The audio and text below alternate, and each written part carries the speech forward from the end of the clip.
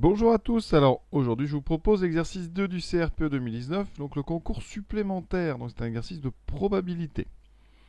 Alors on a une urne qui contient deux boules blanches et une boule noire, indiscernables, hein, et on va faire deux expériences. Une première dans laquelle on va prendre deux boules successivement en remettant dans l'urne, donc on dit qu'on a un tirage avec remise de deux boules, et ensuite une deuxième expérience où on va prendre deux boules, mais on ne va pas remettre la première boule dans l'urne, donc ça s'appelle un tirage sans remise. Donc la première question, ça va être d'établir pour chacune des situations la liste de tous les couples de tirage possibles. Alors je vais illustrer ça. Alors, il y a plusieurs façons d'aborder le problème, soit avec des arbres, soit avec des tableaux. On va un petit peu détailler. Donc première expérience, le tirage avec remise.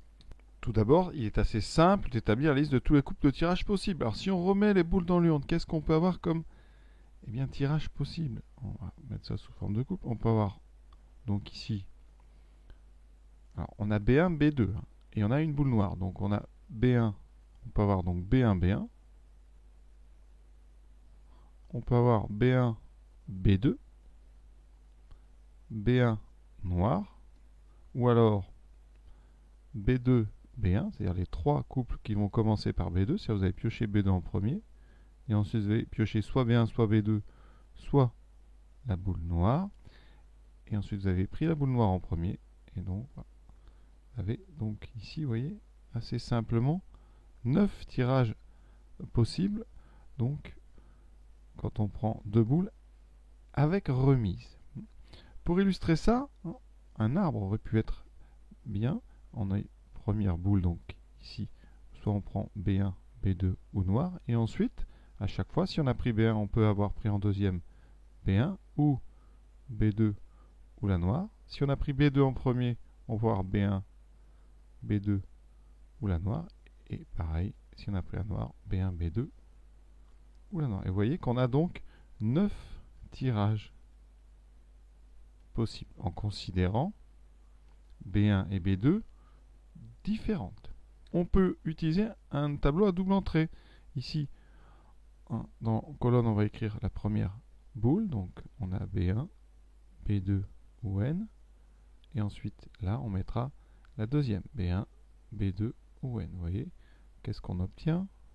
On obtient un tableau à 9 cases ici, donc 9 situations, toutes équiprobables, puisque chaque boule a la même chance d'être tirée, sachant qu'on a différencié les deux boules blanches. Donc on retrouve nos 9 tirages possibles, qui sont tous équiprobables. Ça nous servira pour calculer la probabilité de la deuxième question. Alors ici, vous voyez, dans cette case, là on a B1, B1, B1, B2, B1, N. On retrouve les trois premières que j'avais listées, et ensuite B2, B1, B2, B2, B2, N, et avec NB1, NB2 et NN. Voilà. Et dans chaque situation, chaque illustration, vous voyez, on a bien 9 tirages possibles, tous équiprobables. Tout de suite, je vais faire une petite partie de la deuxième question, parce que j'ai encore les 9 tirages ici. On vous dit en deuxième question, Dorine affirme que la probabilité est la même pour les deux garçons d'obtenir une boule blanche lors du second tirage. Donc je vais calculer la probabilité d'obtenir blanche en deuxième. Donc je vais regarder. Ici, on a 9 tirages équiprobables. Donc, on va diviser par 9, le nombre de tirages total. Et on va regarder parmi ces tirages ici, quels sont ceux qui ont une blanche en deuxième. Alors, c'est assez simple, on va juste les souligner. Donc, blanche en deuxième, donc on a B1, B1, B1, B2, NB1, voilà. Ensuite, B1, B2, B2, B2, et on en a 6. Vous voyez, les autres finissent par un noir. Donc, on a 6 tirages équiprobables sur 9. Ce qui fait en simplifiant par 3, qui fait 2 sur 3. Donc on a une probabilité de 2 sur 3 d'avoir une blanche au deuxième tirage. On va s'en rappeler parce que maintenant on va faire la même chose avec la deuxième situation. Et pour ceux qui sont assez forts en probabilité, on peut faire l'exercice directement sans différencier la boule blanche et la boule noire. Mais là, on est sur des choses un petit peu plus compliquées. Donc ici on a deux possibilités, blanche et noire. Sachant que blanche, on va pondérer ce chemin, on a 2 chances sur 3 de passer par le chemin blanc. Et ensuite, une chance sur 3. Ça, c'est le premier tirage. Maintenant, deuxième tirage, blanche, noire. On a toujours, puisqu'on a remis 2 blanches sur 3 et une noire sur 3. Et pareil ici, blanc, noir, 2 chances sur 3 et une chance sur 3. Et la probabilité d'avoir une blanche en deuxième. Ici, vous voyez, ça va être... Là, c'est plus difficile. Hein. On a donc ce chemin qui mène à une blanche en deuxième. Et ce chemin, je vais le mettre d'une autre couleur. Et ce chemin, c'est-à-dire soit d'abord une blanche puis une blanche, soit d'abord une noire puis une blanche. La probabilité du premier chemin, le chemin jaune, on fait le produit des probabilités qu'on rencontre. Donc c'est 2 sur 3 hein, fois 2 sur 3. On a donc 4 chances sur 9 d'avoir une blanche en deuxième, sachant qu'on avait une blanche en premier. Ça représente, vous voyez, les 4 premiers tirages de ma liste de 9. Ensuite, le chemin bleu, j'ai pris la noire, puis la bleue, puis une blanche. On a donc une chance sur 3, multiplié par 2 sur 3.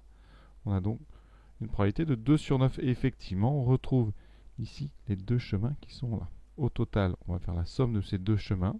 Donc 4 neuvièmes plus 2 neuvièmes. Et vous voyez qu'on retrouve 6 neuvièmes, c'est-à-dire 2 tiers. Voilà. Alors ça, c'est plus difficile. Hein, ça. Donc, évidemment, on se contente, nous, de différencier les chemins. C'est-à-dire différencier les boules blanches et les boules... La boule blanche et la boule... Enfin, la blanche 1 et la blanche 2, de façon à avoir un problème avec des situations équiprobables. Si vous ne différenciez pas les boules, eh bien vous êtes dans une situation où les branches de l'arbre ici ne sont pas toutes identiques, c'est-à-dire qu'il y a des branches qui sont plus empruntées que d'autres, et donc c'est plus difficile. Alors, voilà ce que j'avais à dire donc sur cette première situation. La deuxième, on ne remet pas les boules. Donc ici, on ne remet pas la première boule. Ça veut dire que vous ne pouvez pas avoir de tirage B1, B1 par exemple. Donc si vous avez pris B1 et que vous voulez une blanche en deuxième, et ça sera B1, B2, d'accord? Vous pouvez aussi avoir B1, N. La seule que vous ne pouvez pas avoir, c'est B1, B1. Si vous prenez B2 en premier, vous ne pouvez pas avoir B2 en deuxième. Donc vous aurez soit B2, B1, soit B2 et noir. Et pareil, si vous prenez N en premier, vous aurez N, B1, ou alors N, B2. Mais vous n'aurez pas N, N. Donc on a 6 tirages cette fois-ci. Et ils sont tous équiprobables, puisque chaque boule est indiscernable. Donc on a 6 tirages équiprobables. Donc la situation est plus simple. Hein. On n'a que 6 situations possibles à la fin. Comment on aurait pu représenter ça? Par un tableau. On peut faire un tableau si on veut. Je vais faire tableau et arbre. Alors le tableau, c'est le même que celui que j'ai fait précédemment, sauf qu'il y a des cases qui vont être interdites. Donc première boule, deuxième boule, B1, B2, noir, B1, B2, noir, voilà. On a bien, oui, on a encore 9 cases, sauf que, vu qu'on ne remet pas, les cases sur la diagonale sont impossibles. Vous ne pouvez pas avoir B1, B1, ni B2, B2, ni NN. Ouais, et on a bien 6 situations possibles, 6 tirages à la fin. Si on fait un arbre, on va avoir donc ici B1, B2, N. Et là, vous aurez donc uniquement B2 et N. Et là, vous aurez B1 et N. Et ici, vous aurez B1, B2. D'accord? La situation, la façon de représenter la plus simple, je dirais que c'est le tableau. Hein. Alors, maintenant, la probabilité d'avoir une blanche lors du second tirage. Hein, blanche ici, c'est quoi? La probabilité de blanche en deuxième. Tout à l'heure, on avait trouvé 6 neuvièmes, c'est-à-dire 2 tiers. Ici, on a 6 tirages équiprobables, donc on va diviser par 6. Combien ont une blanche en deuxième? 1, 2, 3, 4. Hein, 4 sur 6. Et effectivement, 4 sur 6, ça fait 2 tiers. On retrouve la même probabilité. Donc, Dorine affirme que la probabilité est la même. Elle a tout à fait raison. Et pour ceux qui en veulent un petit peu plus, si on n'avait pas différencié la boule B1 et B2, qu'est-ce qu'on aurait eu? Donc, je reprends là. On a boule blanche, noire. Donc, on a 2 chances sur 3 de prendre une blanche, une chance sur 3 de prendre une noire.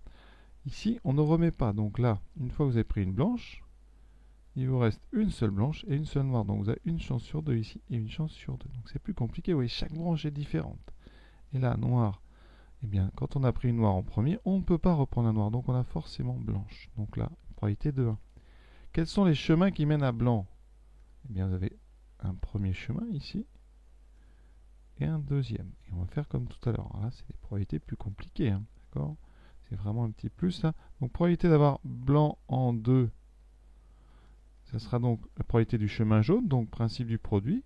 On a rencontré une branche 2 tiers fois une branche 1 demi, plus la probabilité du chemin bleu, qui est 1 tiers fois 1.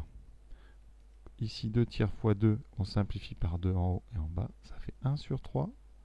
Plus ici 1 sur 3. Et on retrouve, vous voyez, 2 sur 3. Et bien heureusement. Voilà, donc cet exercice est terminé. Exercice, on va dire, intéressant, parce que ça permet de remettre des choses sur les probabilités, donc avec ordre, avec remise ou sans remise. Voilà. Je vous souhaite une bonne fin de journée.